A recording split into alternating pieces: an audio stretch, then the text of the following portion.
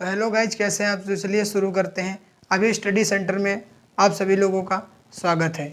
आज की वीडियो में हम गणित का वृत्तों से संबंधित क्षेत्रफल पढ़ने वाले हैं, जो कि क्लास 10th से रिलेटेड चैप्टर है, उसको हम आज पढ़ेंगे।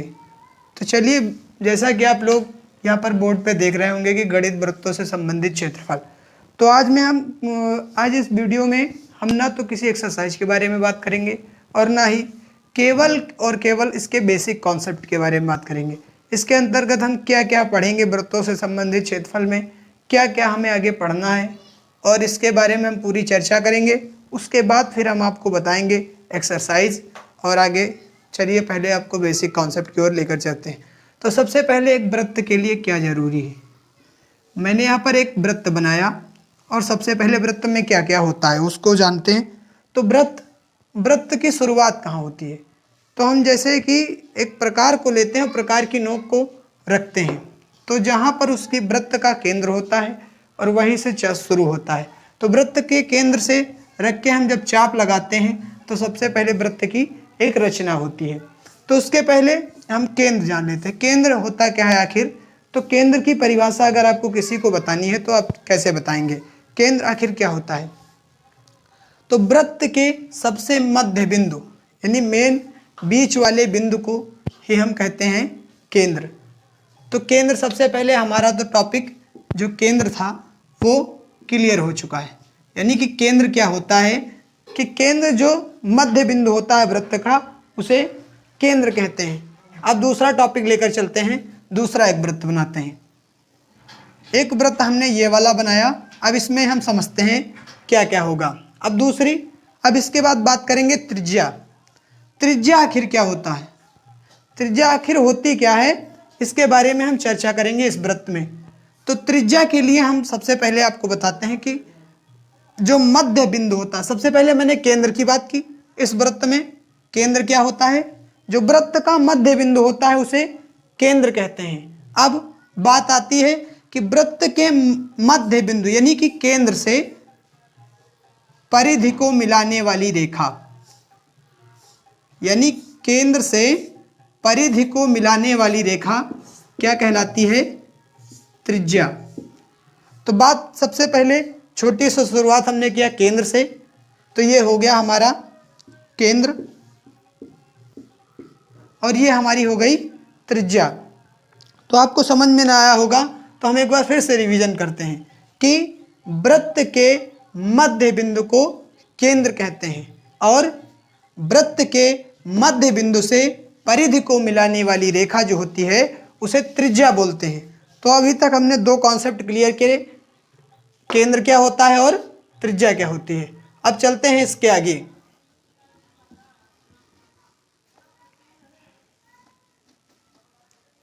तो हम जो जो टॉपिक क्लियर करते चलते हैं उसको इधर लिखते चलते हैं। दूसरे नंबर पर हमने क्लियर कर लिया अपना त्रिज्या। अब उसके बाद एक और वृत्त बनाते हैं।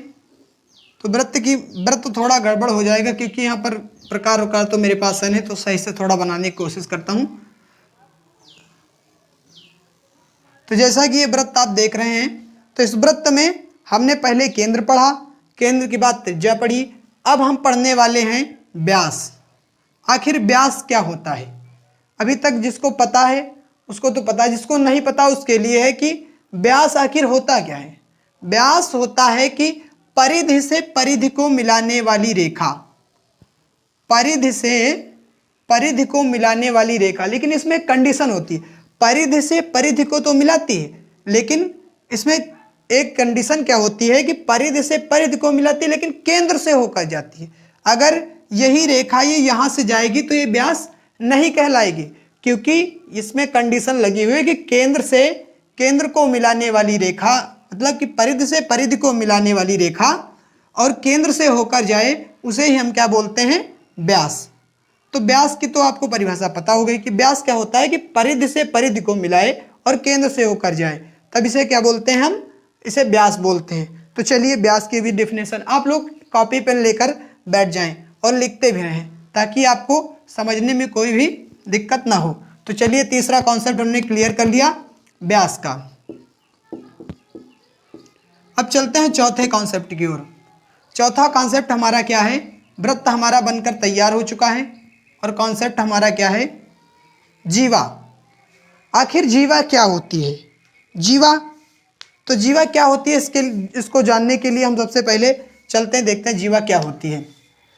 तो परिधि से परिधि को मिलाए, परिधि से परिधि को मिलाए लेकिन केंद्र से होकर न जाए। जितनी भी रेखाएं परिधि से परिधि को मिलाती हैं और केंद्र से होकर नहीं जाती हैं, वो सारी रेखाएं क्या कहलाती हैं, जीवा।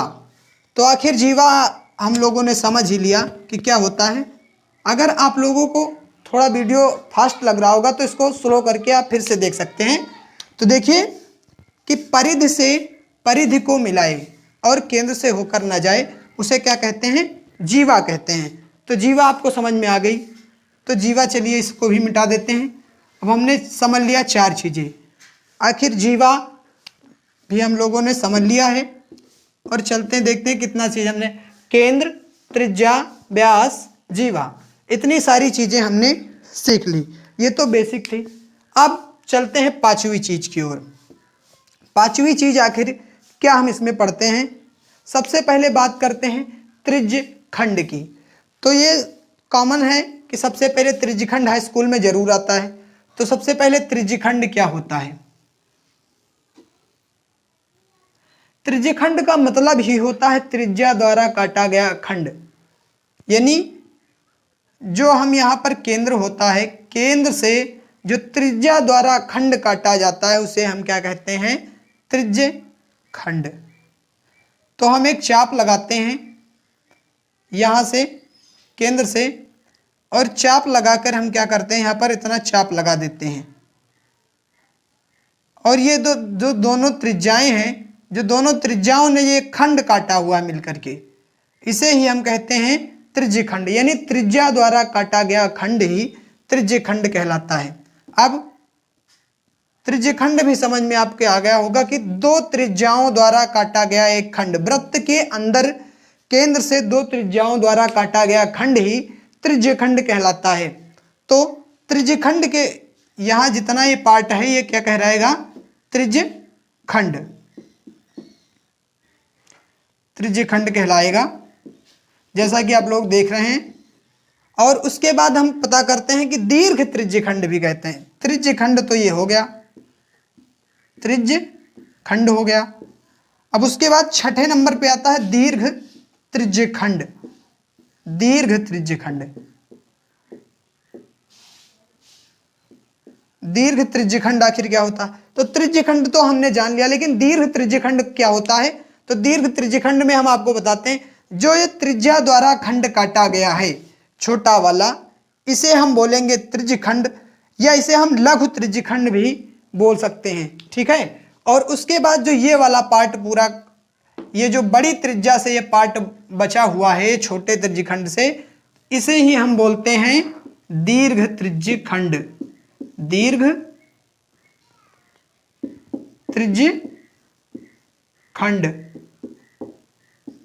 बात हो गई क्लियर कि 2 त्रिज्याओं, एक वृत्त में केंद्र से 2 त्रिज्याओं द्वारा एक काटा गया खंड त्रिज्य खंड कहलाता है, और जो उसका मतलब लघु त्रिज्य खंड कहलाता है, और जो बड़ा वाला पार्ट होता है वो क्या कहलाता है, दीर्घ त्रिज्य खंड कहलाता है। तो त्रिज्य खंड की बात हुई पूरी।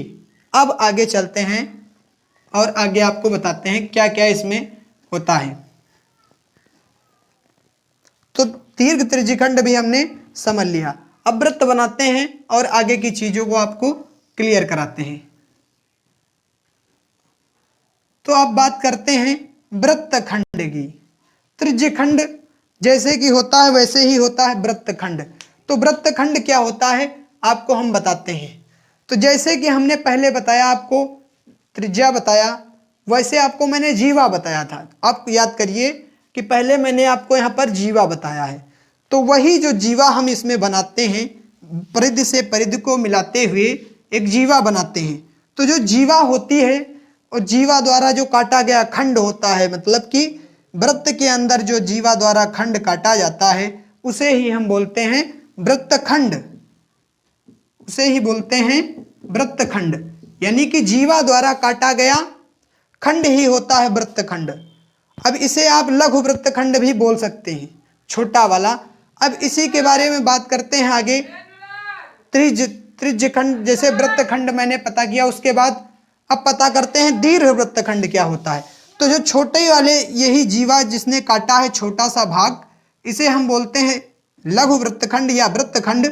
और जो ये ऊपर वाला पूरा पार्ट होता है, इसे ही हम बोलते हैं दीर्घ वृत्तखंड।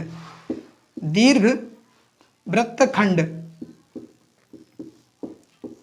इतनी सारी चीजें आप लोगों को क्लियर हो गई, जो कि हमारे वृत्तों से संबंधित क्षेत्रफल यानी हाई स्कूल में बेसिक चीजें हैं, और इसके बारे में हम आपसे चर्चा कर रहे हैं।